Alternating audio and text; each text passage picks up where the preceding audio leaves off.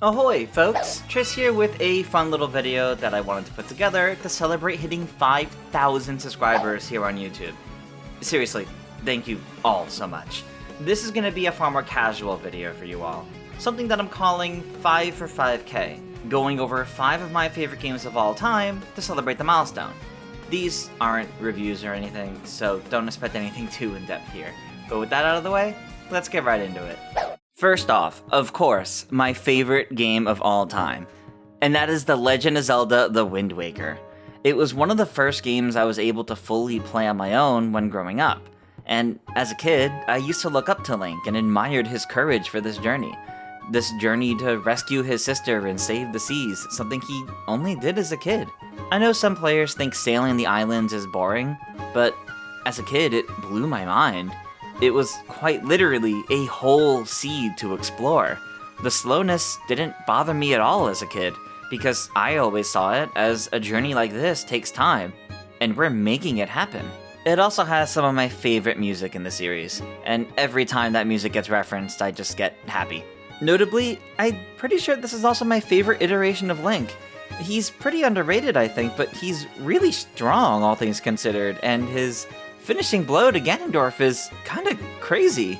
But even beyond Link, I mean, I love Tetra, the pirates, Medley and Makar, and the overall supporting cast, like Link's family and the others on Dragon Roost Island. And Link having a family is also pretty rare. This game really stands out for that reason. And yeah, recent Zelda games over the past 10 years or so definitely have been really great for sure. And Tears of the Kingdom even shot up to my second favorite Zelda. But I don't think anything is ever gonna beat Wind Waker for me. Next up is my second favorite game of all time, Paper Mario: The Thousand Year Door, which is mostly only beaten by Wind Waker because I played that one first, to be honest. I have always adored this art style and the whole world of Thousand Year Door.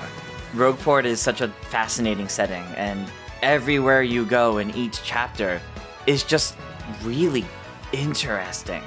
The way each area is kind of themed to a whole different story genre. It's really great. The characters and writing have always stuck with me, just as much as the gameplay mechanics. So you can imagine my surprise when we got a whole remake a couple of years ago. And this wasn't just a simple remaster either. There was clearly a lot of love and care put into this version of the game. I can't understate this. Experiencing the TTYD remake for the first time was almost as great as experiencing the original game for the first time. I had a smile on my face almost the entire time, and I thoroughly enjoyed every moment spent with it. There's a whole lot of new music and a whole lot of new art, and those alone really captivated me. Those two are the only definitive placements. Pretty much anything else I deem a favorite isn't really in a numbered order. So next up on here, I want to talk about Xenoblade Chronicles, which is another favorite of mine, but comparatively, I got to it surprisingly late. While the previous two on here I played right when they came out, I only played Xenoblade Chronicles for the first time in 2019. And it's funny enough, the definitive edition for the Switch was announced the week after I finished the original Wii version. But my best friend introduced me to this game, and I fell in love with it because of how it was just unlike anything else I had ever played at the time. And the main cast is one of my favorites in any kind of JRPG, especially Shulk and Melia.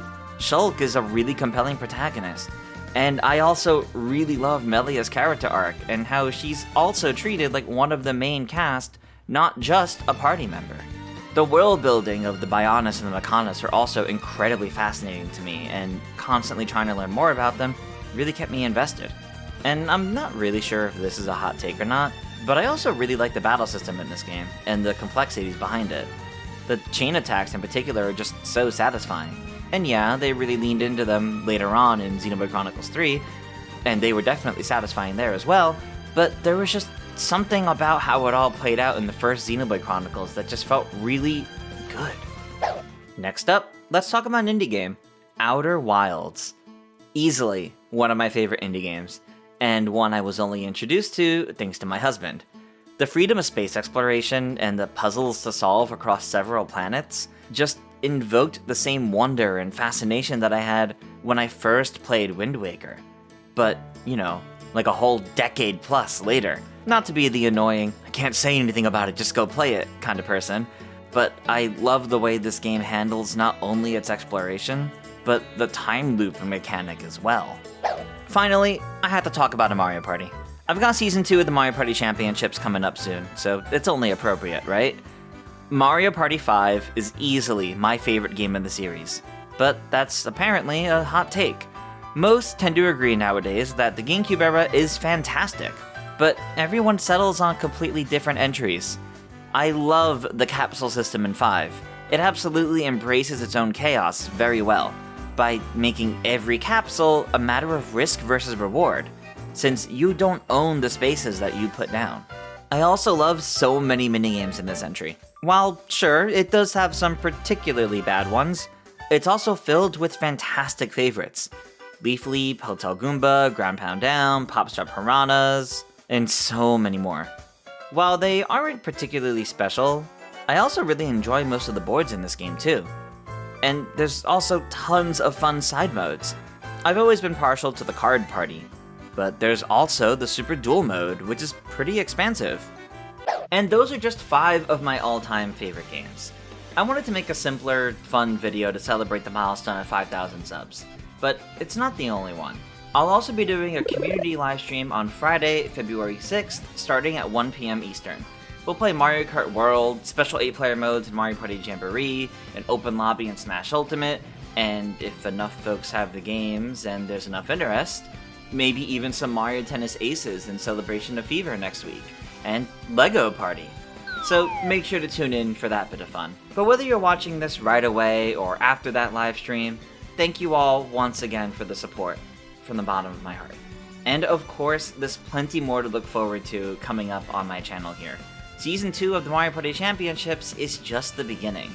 I have a lot of fun ideas that I hope to explore here in 2026, and I hope you'll join me on this journey by subscribing if you haven't already. Until next time though, farewell everyone. Special thanks to my channel members at the Co-Star Luma tier: Kiss My Flapjack, Game Explained, Cerulean Piplup, Swiftjar, Simpsons 703, and Thale Caesar.